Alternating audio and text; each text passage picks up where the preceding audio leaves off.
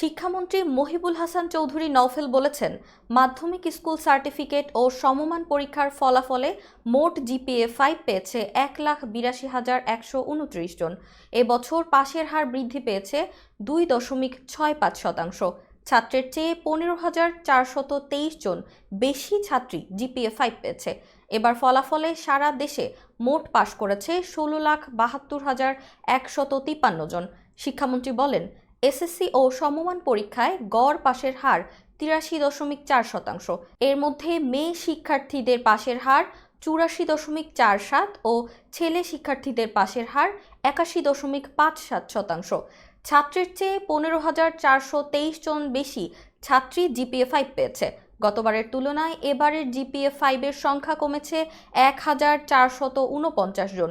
শিক্ষা বোর্ড সূত্রে জানা যায়, যশোর বোর্ডে পাশের হার সবচেয়ে বেশি 92.32%।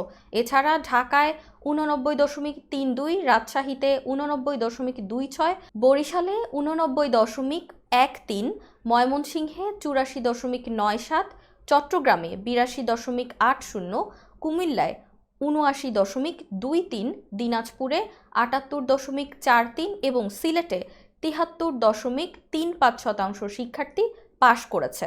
মাদ্রাসা শিক্ষা বোর্ডের পাশের হার 79.66 ও কারিগরি শিক্ষা বোর্ড 81.38%। এর আগে সকালে গণভবনে প্রধানমন্ত্রী শেখ হাসিনার কাছে ফলাফলের সারসংক্ষেপ তুলে দেন শিক্ষামন্ত্রী মহিবুল হাসান চৌধুরী নওফেল। এরপর আনুষ্ঠানিকভাবে ফল প্রকাশের কার্যক্রম উদ্বোধন করেন প্রধানমন্ত্রী।